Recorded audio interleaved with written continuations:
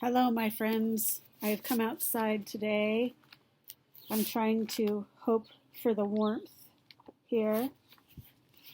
By now, we have figured out the setting and characters. So now we are going to do chapter 3 of False Prince.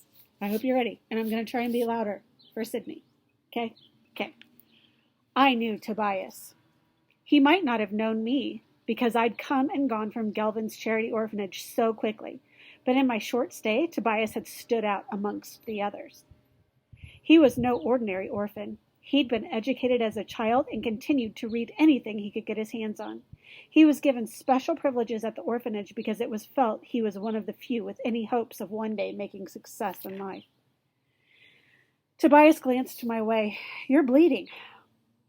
I brushed at the cut mark on my neck. It's mostly stopped. That was as much concern as he wished to invest. "Do I know you?" "I stayed here about 6 months ago." "Yeah, I remember. Locked the headmaster out of the orphanage for an entire night, didn't you?" The grin on my face became my confession. "You have to admit we ate well that night, for once." "It's not funny," Tobias scolded. "Maybe we don't eat well most of the time, but it's because there's not a lot of food to go around. You gave out a week's worth of food that night. It was a very long, very hungry week after you left." My grin faded. I hadn't known that. We rode for over an hour through a lovely plain covered in gorse and nettle. Tobias remarked that he found it beautiful in a desolate sort of way. I saw the desolation, but the beauty escaped me. Eventually, it became dark enough that Mott suggested we find a place to stop for the night. The closest town was still Gelvin's, behind us rather than anything yet ahead, so I didn't think it should matter too much where we camped. But Mott still took us a ways farther until the vegetation changed and he found a small clearing surrounded by tall willow trees and thick bushes. "They're hiding us," I muttered to the other boys. Roden shook his head back at me and said, "It's safer here than out in the open. They're protecting us." Mott jumped off the wagon and began shouting orders at each of us for what to unload from the wagon and where to put it, mostly blankets and, I hoped, food. I was assigned to remain in the wagon and hand things to the others on the ground. "Afraid I'll run away?" I asked. "Any trust you get here will have to be earned," Mott said, "and I'd say you'd have a great deal more to earn than the others." He nodded at a sack near my foot. "Hand me that." Although Connor was the master of our group, Mott was clearly the one keeping our show running. He was no ordinary useless vigil. At least, I noticed that he didn't need to ask Connor's permission for everything, and when Mott issued orders to Cregan did as he was told. While we worked, Connor stationed himself on a fallen log to peruse a tattered, leather-bound book. Every now and then he'd glance up, studying each of us with more than a casual examination, then return to his book. Cregan got a fire going, and afterward Mott instructed us to gather around so that Connor could talk to us. "Talk to us," I said. "When do we eat?" "We eat after the talk," Connor said, closing his book and standing. "Come, boys, sit." I jumped out of the wagon and squeezed onto the edge of a log Roden and Tobias had dragged near the fire. They weren't too pleased to have me there, but didn't complain either. Vladimir squatted on the ground. I considered offering him my seat since he was still coughing, but I guessed he wouldn't take it anyway. Connor coughed too, although his was the kind meant to get our attention. The cough wasn't necessary. We were already watching him. "I haven't said much to as why I've collected you boys," Connor began. "I'm sure in your heads you've created every sort of speculation, from the likely and plausible to the wild and impossible. What I have in mind is closer to the latter of those." Tobias sat up straighter. I already disliked him as much as Roden, even though there had been far more time for me to learn to dislike Roden. "I can't deny there's danger with my plan," Connor said. "If we fail, there will be terrible consequences. But if we succeed, the rewards are beyond your imagination." I wasn't sure about that.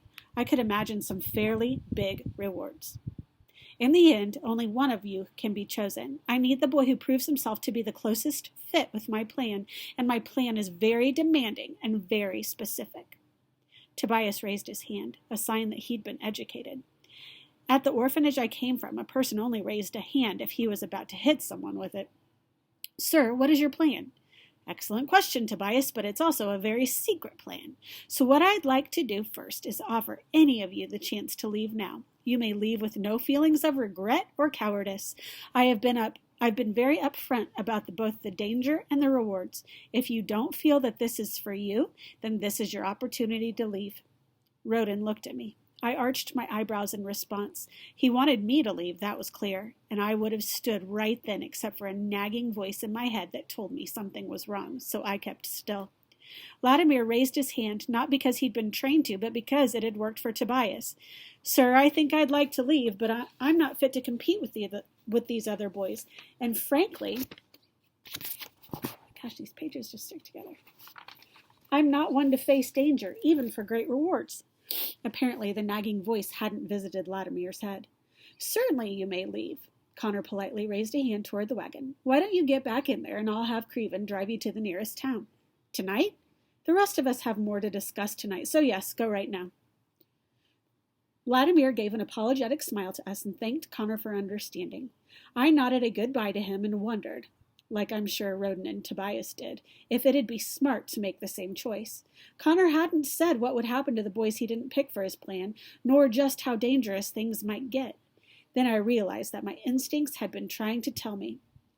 Then I realized what my instincts had been trying to tell me. Mott was ahead of us, motioning Vladimir toward the wagon. Where was Cregan? I stood and yelled, Vladimir, stop! But my warning only gave Vladimir time to turn from climbing into the wagon. His eyes widened as he saw what I had sensed. An arrow whooshed past me and pierced his chest. Vladimir yelped like a wounded dog and fell backward on the ground, dead. With a furious cry, I leapt toward Cregan, who was still partially hidden in the shadows behind us, and tackled him to the ground. Cregan went for the knife at his waist, but one hand still held the bow he used to kill Vladimir, so I got the knife first. With my body crossways over Cregan's, I started to crawl off him, but Mott lunged at me from behind, and I collapsed face down into the dirt. Cregan took a deep breath, then sat up and easily wrested the knife from my hand. That was probably a good thing. I don't know what I would have done with it if Mott hadn't stopped me. You killed him, I growled, getting a taste of dirt in my mouth. Connor knelt beside me and lowered himself so that I could see his face. His voice was eerily calm. Vladimir was sick, Sage. He wasn't going to get better, and I think he proved a good lesson for the rest of you. Now you can get up and rejoin the other boys, or you can take a rag and wide with Vladimir. It's your choice. I thrust my jaw forward and glared at Connor, then finally said, I suppose Vladimir won't be much company now. I'll stay here. Excellent decision. Connor clapped a hand on my back as if we were old friends.